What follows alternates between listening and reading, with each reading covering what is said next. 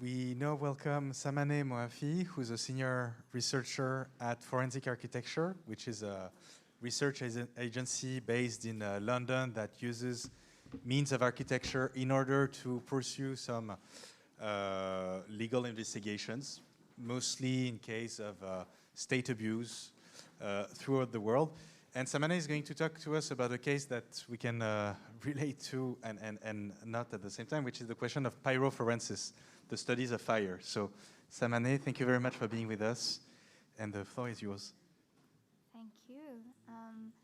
Thank you for the introduction and for having me. I'm really looking forward to kind of share this research.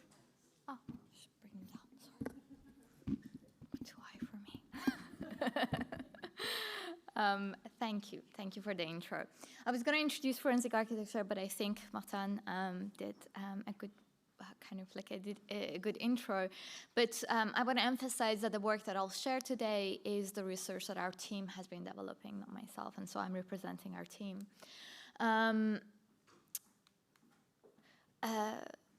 The title that I picked is pyroforensis. I want to say a word about Center for Contemporary Nature and its approach. The way we think about nature in the center is that nature is not a backdrop to human history. It's not a backdrop to the city. It's not separate from the urban form. It is entangled with it. This entanglement defines CCN's approach to environmental destructions and its efforts in the pursuit of accountability. Now, pyroforensis.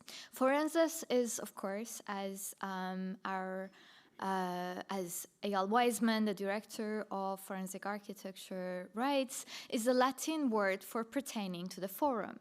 The Roman forum was a space for negotiation, for truth-finding, in which humans as well as objects participated. I'm using the word forensis for the possibility it once opened for this kind of political practice. And pyro, of course, refers to heat, to fire. What I'd like to do here is to sketch a methodology for bringing fire to the forum. That is a methodology for investigating fire, its architecture, its relation to time and to space, and also its intentionality. I want to start with this footage. This is February 13th, 1945. The time is about 10 p.m. And what we're looking at is the city of Dresden. It's a view from air from a British bomber. Beneath is the city of Dresden. Its roads and buildings have already been destroyed. The video is a newsreel. It shows the second fleet of Lancaster bombers that rained down fire to the city. They kind of built a kind of a firestorm, if you like. That's what it was intended to do, and in fact did, was to turn shelters into ovens. The residents of Dresden were burned, they were baked, they were suffocated to death. It is Peter Sloterdijk who discusses this example to describe a shift in the practice of war in World War II, a shift away from targeting the individual bodies of the enemy, a shift towards rendering the entire milieu of the enemy unlivable. A thermoterrorism, if you like. The caseworks that I'd like to discuss from our work are not wars, not in the classic sense. Perhaps they too are indicative of a shift in what we call a war. In 2015, over 21,000 square kilometers of forest in the Indonesian territories of Kalimantan and Sumatra were consumed by fires. Fumes from these fires combined into a massive cloud, a few hundred kilometers long, several kilometers thick. The cloud contained more carbon, methane, ammonium, and cyanide than those produced by the entire annual emission of the German, British, or Japanese industries. It covered a zone that extended from Indonesia to Malaysia, Singapore, southern Thailand, and Vietnam. In Indonesia, more than 140,000 were reported to the hospital. In Malaysia and Singapore, schools were closed. Airports in Philippines were shut down. In Vietnam, residents were told to stay at home. In Thailand, there were reports of nose bleeding and sneezing, and the kind of reports continue. For the transnational scale of this fire, we thought to consider it as an archetype for ecocide, as an international crime. The carbon cloud looked like this in satellite images, and these were the sources of fire underneath the cloud. Organized and deliberate territorial burning practices started in Indonesia with plantations in the 1990s and under Suharto's regime. This is a Landsat. These are a series of Landsat images. It's a band combination of 753. The violet color is showing the burned area. The green is showing forest. You can see the canals. These canals were dug to dry the peatlands from water, so they would get dry. And then you can see sources of fire now detected in the satellite images, right? Small fires grew into larger ones, or were encouraged to actually grow into larger ones so that the land could be cleared for plantations. The El Nino compounded fire season of 1997 burned over 8 million hectares and affected the health of 75 million people. After 1997, the rice plantations gave their way to plantations for palm oil. This drone footage taken from our collaborators at Greenpeace,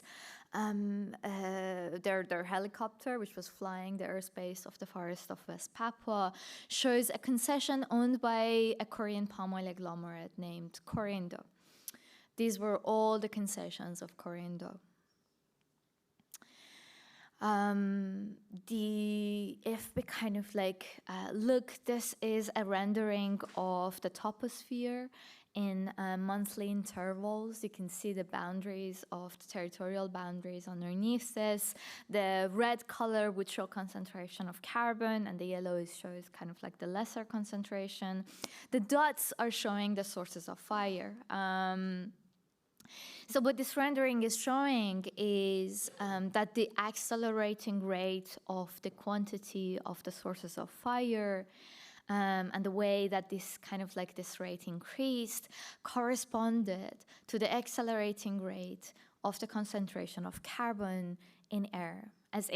As we see more and more fires on daily basis, we can also see with that an increase in concentration of carbon. The space of these fires is therefore a zone that extends from Indonesia to Malaysia, Singapore, Thailand, and Vietnam. It's also what we're looking at is a kind of a verticality of fire, as Nigel Clarke writes about it. A fire that is anchored in earth, but is is also is occupying a kind of an airspace. And if we zoom out, you can see the correlation between the fires in Indonesia, in Congo, and in the Amazon. What we decided to do in this context was to engage with the question of intentionality. How can we establish the intentionality of forest fires? We began by a close reading of images from up close, geolocating them. So now we're geolocating the pattern of the canals and roads with those that we can detect in a satellite image. And then the idea was to understand the relationship of the sources of fire in relation to the boundary of the concession. So we could see that the ones that we could see from up close, they were all within the boundary of the concession, not outside of it. But of course, fires are not static. They move. And so we realized that the direction and the speed of the movement of fires could be useful for this question of accountability. we use a technique called NBR analysis, which is kind of like stands for normalized burn ratio analysis. The red is showing burn area, and the blue was showing area that was forest. Then we looked at the rates of kind of like the expansion of the fires. So the red again here is showing the sources of fire. These two studies showed that the speed and the direction with which land clearing took place corresponded to the speed and the direction with which fires were moving. And all of this was happening within the boundary of the concession. Our findings, this study specifically, were submitted to a court case against Corindo, the palm oil agglomerate that we were investigating. And the court is ongoing, but so far the judge has ruled that our findings have grounding, and it's Corindo who should kind of challenge our findings, not the other way around. Now, from there, I want to kind of like go to a different kind of a.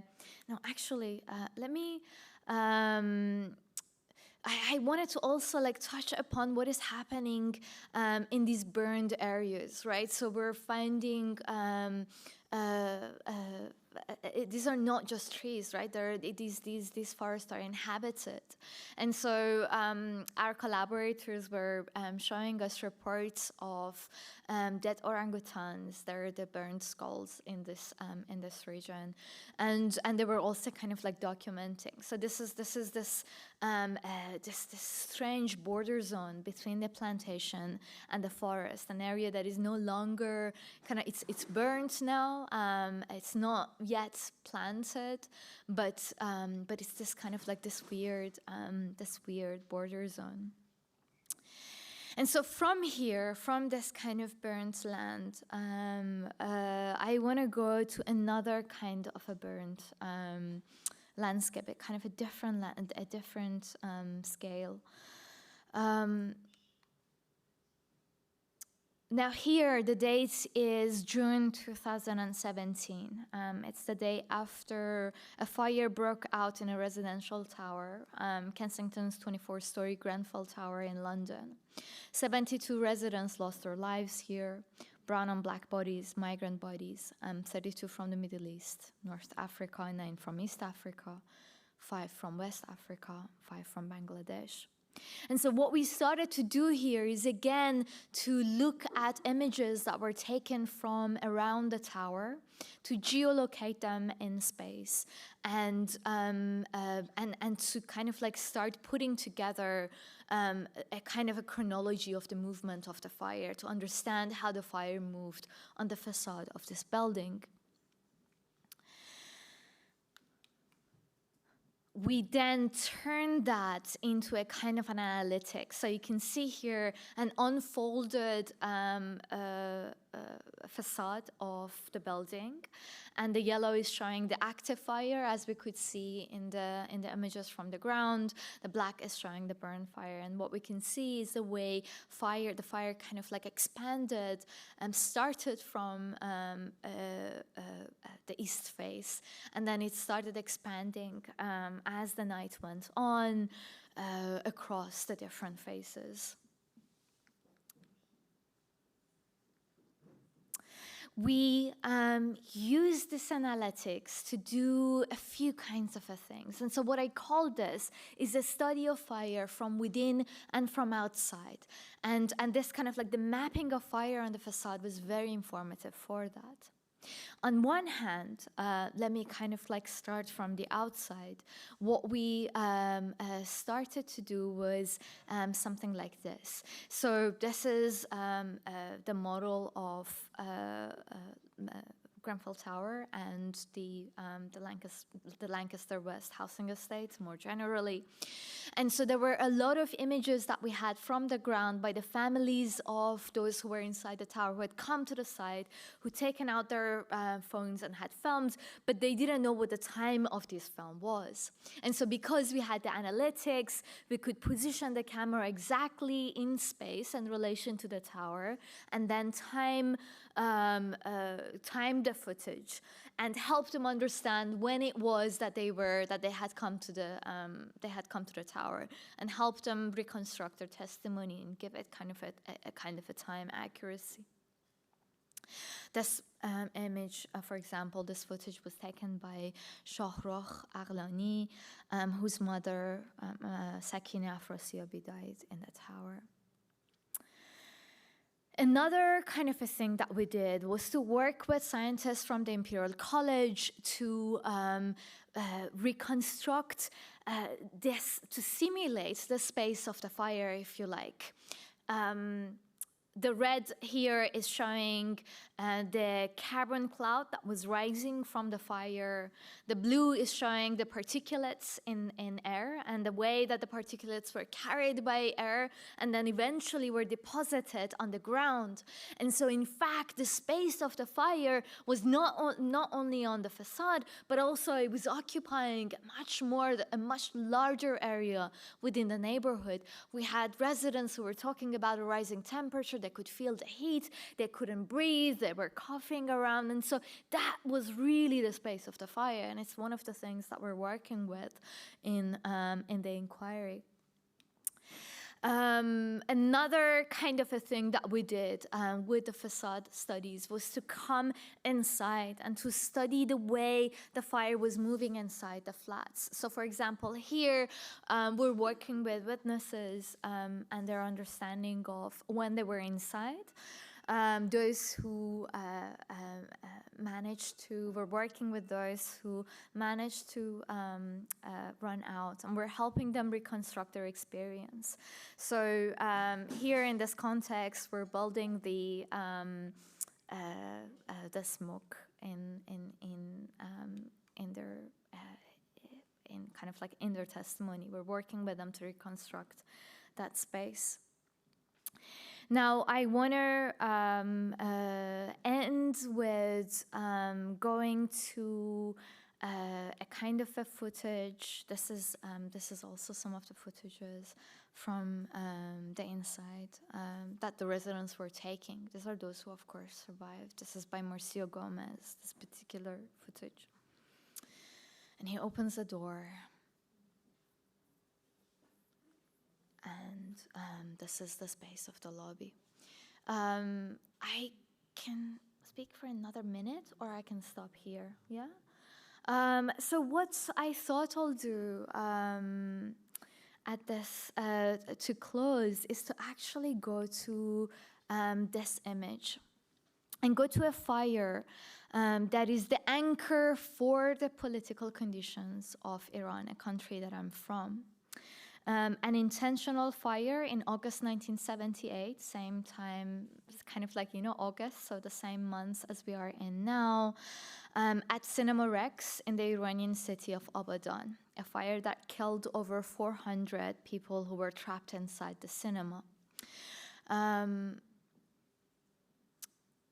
It pushed, the fire itself, it pushed a people's uprising at the time to its peak, to a historical revolution.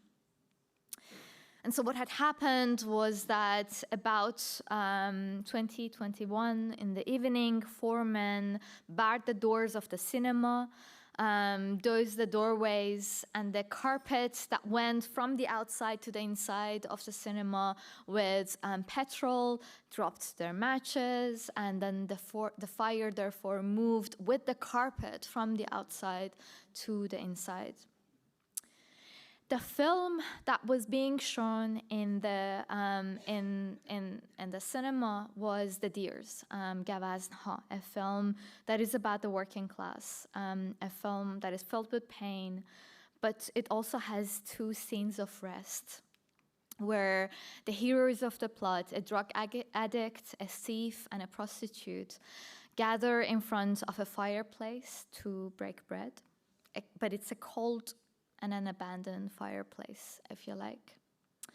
In the iconography of European politics and culture, fire has a positive role. Heidegger, for example, does a bit of musing about a fire that is domesticated, that around it a community gathers, that is the ontological ground of the polis, the heart, the homestead of the homely, quote unquote. In his writings, the heart is literally fixed to the ground, and in this way, it is identified with the earth. It is immobile, it is stable, it is earth-rooted, and its flames and smoke leave the terrestrial air and waft up into the heavens, if you like. The fires that I spoke about today, the fires of the World War II, the fires of the forest fires in Indonesia, the fire of Grenfell Tower, and the fire of Cinema Rex are anything but. And this is the kind of like the framework that we're working with that I call pyrophorensis. I'll end with that. Thank you.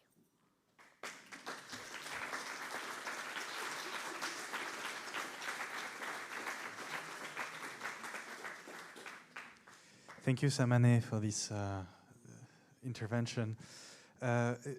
One thing that sparks my mind, of course, is like when you're doing these pyrophorensis, the notion of, there's one term that came back quite often, which was the notion of intentionality. And I'm interested to know, how do you work around that notion? Because, of course, there's one thing of being a pyroman and setting up a fire. We had cases near here, actually, like huge fires in France set up by people who just had the case of pyromania.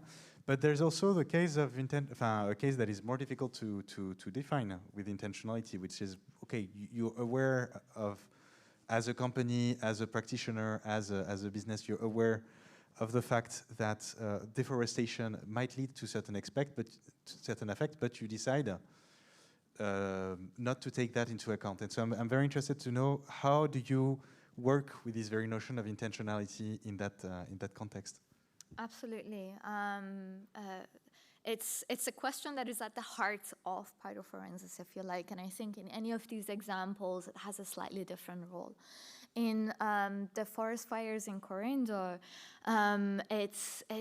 you have to, what we did was to look at the way fires have been used intentionally for clearing the land in a systematic way. So we had to look at the way, like all the plantations that this company owns and is operating, look at the patterns of fire and establish that it's a pattern that repeats plantation after plantation after plantation, and therefore there is an intentionality to it, right? So like that was the way that we were establishing this. I think the example of Grenfell, in fact, it helps in thinking about forest fires of kind of like of France, of Portugal, of so on and so forth, right? In the way that it's not so much the question of intentionality, it's not so much about who lit the fire, because the fire, it wasn't set, the actual fire wasn't set intentionally. But let's look at what enabled this fire to kill the 72 people. What enabled this fire to kind of like to run the course that it did? It has to do with the manufacturer of these panels and the way that kind of like, you know, the regulations that allowed for this panel to be legal, the architect who chose this panel to be in there, the council who then okayed this and had this particular budget, and so on. So, you know, like you build this chain. And so in fact, at the moment, there is something about 90 groups who are the defendants, who share liability for this fire. You know, like as in that's how we describe intentionality. D'accord. So because another way of framing my question is like denial can be a form of intentionality, and I guess exactly. like that's something that you incorporate within your practice. Are there other questions from the? Vous avez une question, monsieur? Attendez, on va vous donner un micro.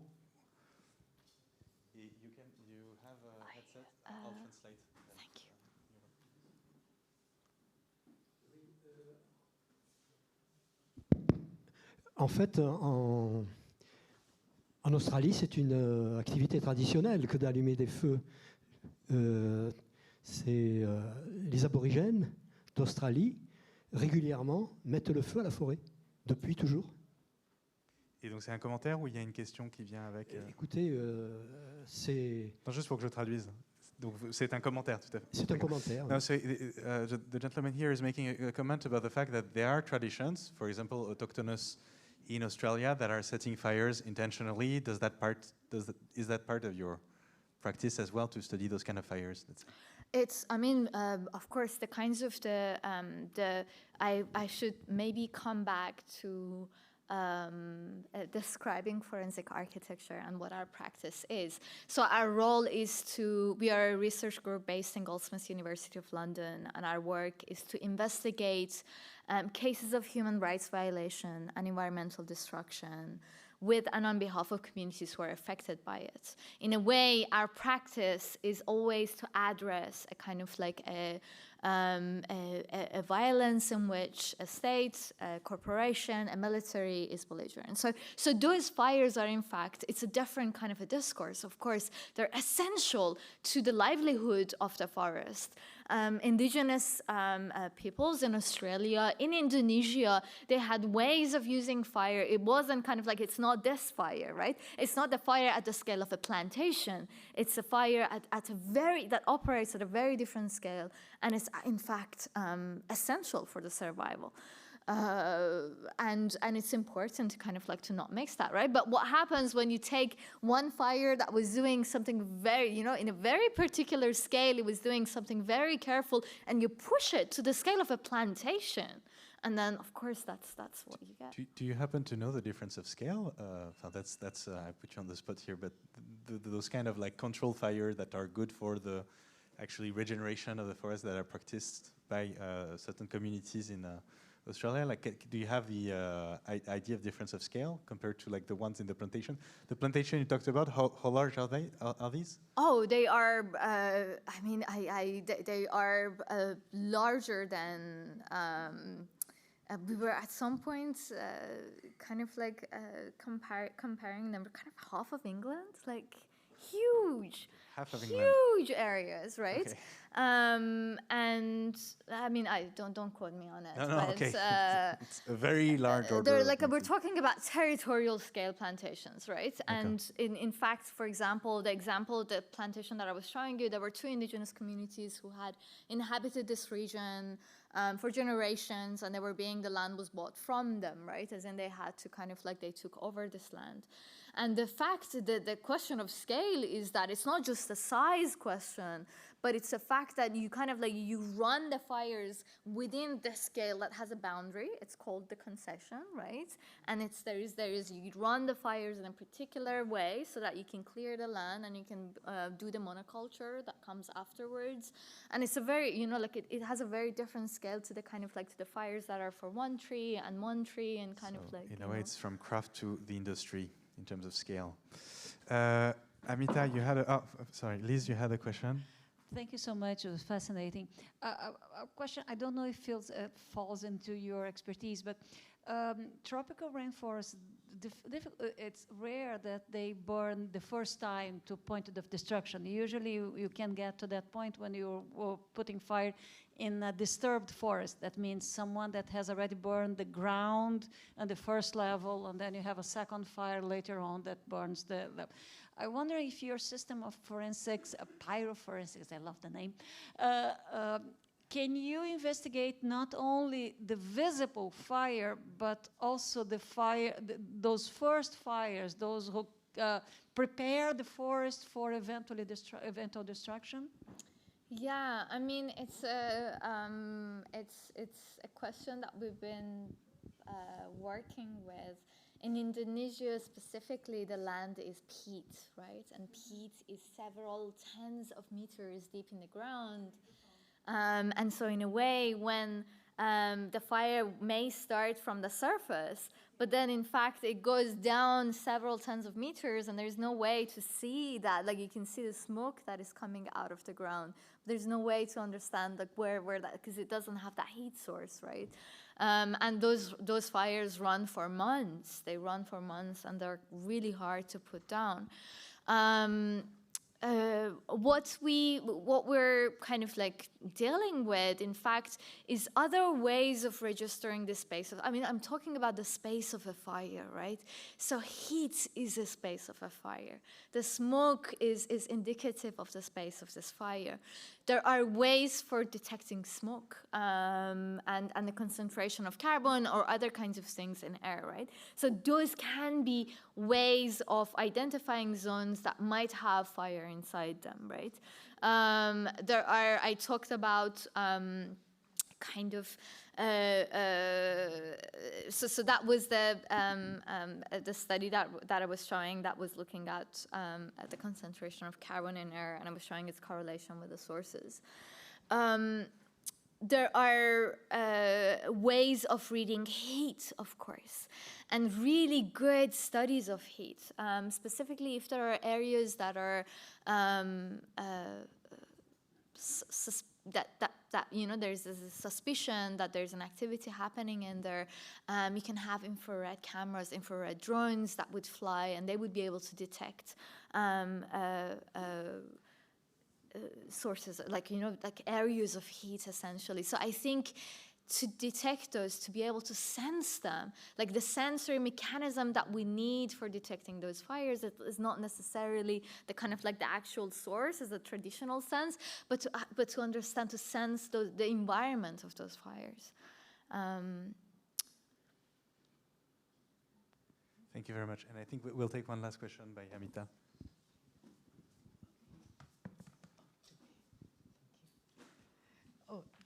Thank you for that really powerful presentation. It was just so thought-provoking.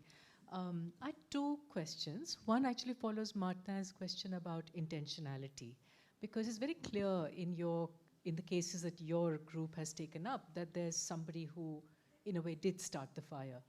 But I'm thinking of all of those kinds of situations where fires start because of small incremental changes to the landscape. Planting the wrong kind of tree species, suppressing fires so that there's an accumulation of flammable material because of, you know, that's forestry policy. The ways in which the extent as well as intensity of fires increases, and the damage increases because you built houses where earlier there weren't any houses because there's a big boom for, you know, more, the kind of thing that happens, say, in Northern California and so on. So would your kinds of methods, my first question, be useful in those situations where intentionality is diffused because there are all these kinds of, you know, incremental changes? Absolutely. The second question is about forensics, because to my mind, when I think of the word forensics, I think of reading, you know, detective fiction, which I read a lot of, and the framework there is of a trial, right? You have to prove the truth. And if there is evidence, then the jury or the judge will rule in your favor. Now, in the case of the Indonesian fires, it's been known for decades that it's the palm oil plantations that are driving those clearances. So in a framework where often the crime is visible, the criminals are known, it's open. Is a model of providing evidence enough?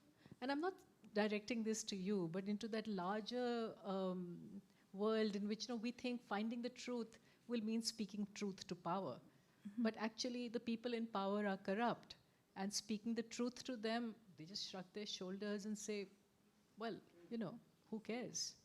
Mm. But thank you for a really, really wonderful presentation and for prompting these questions. No, thank you for your questions, for your comments. They're so valuable, and I think both of them are the kinds of things that are at the, like, you know, we discuss every day in the office with the team. Maybe I start with your first question. I remember when last year when we were kind of like on an island. It was the summer, and with a group of friends from FA, we were on an island. My colleague Stefanos, he was looking at the fire as it was reaching in the horizon. We could see the cloud. His house got burnt, and he was saying, You know, like here, it's like, why is it that our firefighting department is so underprepared? They know the fire will happen. They know there is kind of like, this is the heat wave. They would know how they should be prepared. They should have funding. All of our funding is going to the police department, not to the firefighting department. Like, what is that structure, right? So in a way, these are systemic forms of violence.